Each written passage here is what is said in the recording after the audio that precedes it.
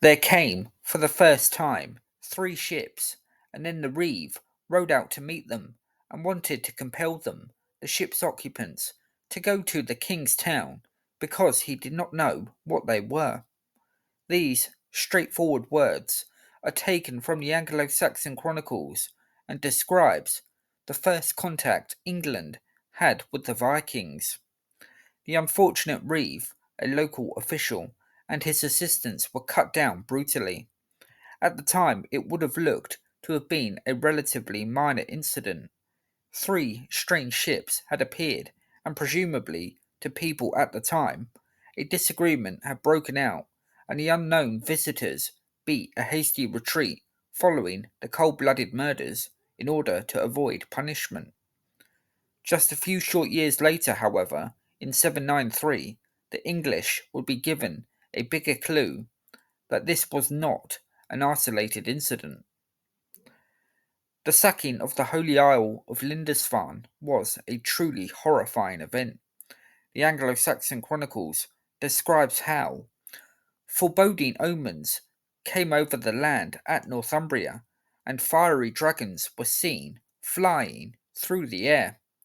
Of course, those fiery dragons were the terrifying figureheads of the Viking longships, a sight that would have filled anyone who saw them approach with a sense of the utmost dread. As the raiders landed on Lindisfarne, carnage ensued, the type of carnage that would be so typical of the Viking raids in the coming centuries. They looted the monastery and slaughtered the holy men, or else carted them off into miserable slavery. The following year, the raiders attacked Jarrow, made famous by Bede earlier in the century.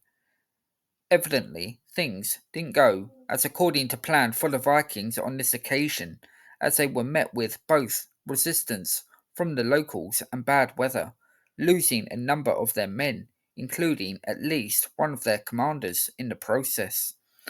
Over the next few years, the raiders would raid off the coast of Scotland and in Ireland. But it wasn't until the 830s that the Anglo-Saxon kingdoms, which we'll call England for simplicity's sake, if not strictly accurate, began to witness a more extensive Viking presence in the land.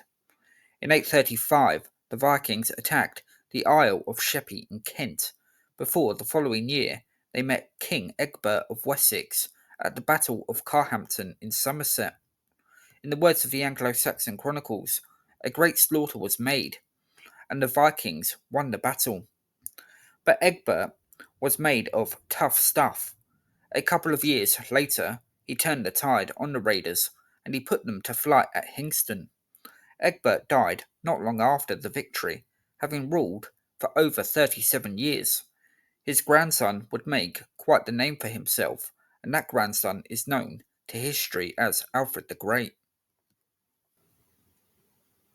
The fortunes of war were unpredictable, and though the Vikings were undoubtedly a formidable opponent, they were not invincible, as the Anglo-Saxons would prove. With the regularity and ferocity of the raids increasing seemingly year on year, so did the English resistance, as a sense of unity among the up to now rival Anglo-Saxon kingdoms slowly began to emerge. In 840, an ealdorman named Wulfhere routed the Vikings at Southampton, but he died not long after, and another ealdorman named Athelhun fought the Danes at Portland in Dorset, where those 3 mysterious ships had appeared in 789. But this time, the invaders took the victory. The next 5 years were dominated by the Vikings, as they inflicted severe damage across the south of England in areas like Kent, London, and East Anglia. In 843, Athelwulf of Wessex, father of Alfred the Great, fought a battle with the Vikings again at Carhampton, and the raiders were again victorious. In 841, the Anglo-Saxon Chronicles describes how an ealdorman named Herebright was killed along with many people. It specifically says people, so presumably they would include innocent local people, including women and children. Over the next couple of decades, things continued in much the same vein. The Vikings sustained their fair share of setbacks, including in 851 when Athelwulf and his men made the greatest carnage of a heathen army that was ever heard of. But these setbacks were never fatal, and they always came back for more loot, more carnage, and most importantly for the Vikings, more fighting and warfare. In 865, the men of Kent agreed to pay the Vikings money if they would agree to a truce. The Vikings took the money on offer and promptly raided eastern Kent anyway.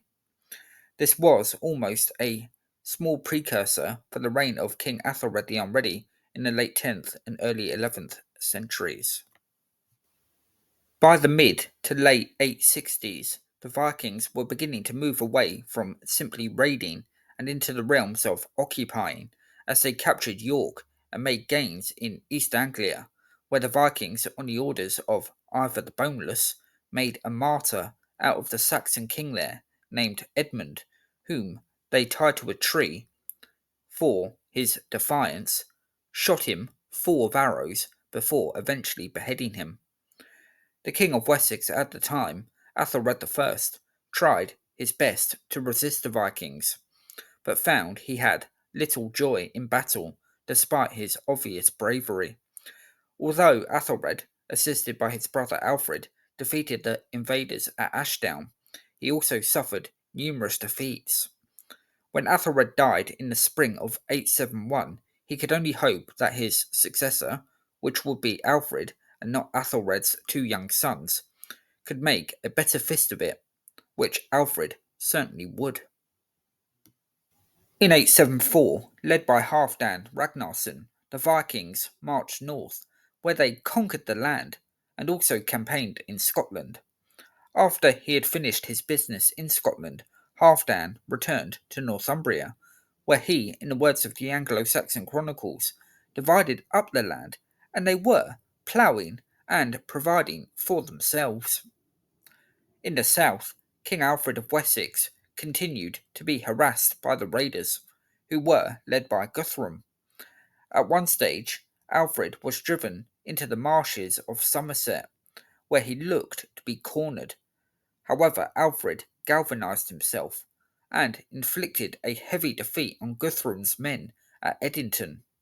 This pushed the Vikings back into Cirencester, having been ravaging Wessex previously, before they eventually returned to East Anglia, and Guthrum agreed a truce with Alfred and converted to Christianity. Edington was a hugely important victory for Alfred and the future of England, as time would prove. But the Viking Wars still continued. Alfred was a king who must have earned the Vikings' respect, as he showed that not only could he defeat them in land battle, but also at sea as well, where Alfred led a fleet of ships on a couple of occasions and inflicted defeats on those experienced seafaring warriors. This would have created a sense of shock amongst the Vikings and would have told them a great deal as to what type of leader Alfred was. But of course, England wasn't the only target for the Vikings, as I indicated previously. Meanwhile, on the continent, raids were carried out by the Vikings on the Frankish kingdoms, and one of the leaders of these brutal expeditions was a man named Haston, who turned away from the land of the Franks and landed in England in 893. The historian Dudo of St. Quentin described Haston in the following terms. This was a man accursed, fierce, mightily cruel and savage, pestilent, hostile, sombre, truculent, given to outrage, pestilent and untrustworthy, insolent, fickle and lawless, death-dealing, uncouth, fertile in ruses, warmonger general, traitor, fomenter of evil. You get the picture. Such a description of a Viking can hardly come as a surprise, however, although Haston and his arrival in England would hardly have been welcome, although Haston's sons were baptized. Hastings seems to have died in around 896, and Alfred the Great followed 3 years later. By this point, the Vikings had made their presence felt in England for more than a century.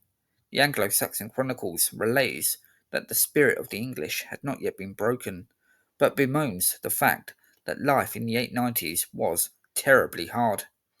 The vicious raids had come at an obvious and immediate price with the shedding of human blood, but the Vikings also caused more prolonged suffering by burning land and killing cattle and livestock. Famine and starvation were a natural consequence of raids such as these.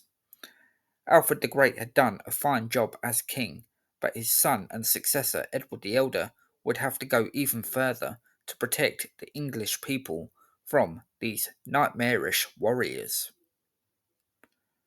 In our next video on the Vikings in England, we'll look at English life in the 10th century and how a series of rulers sought to not only protect the territory they held, but conquer the English land that was in the hands of the Vikings.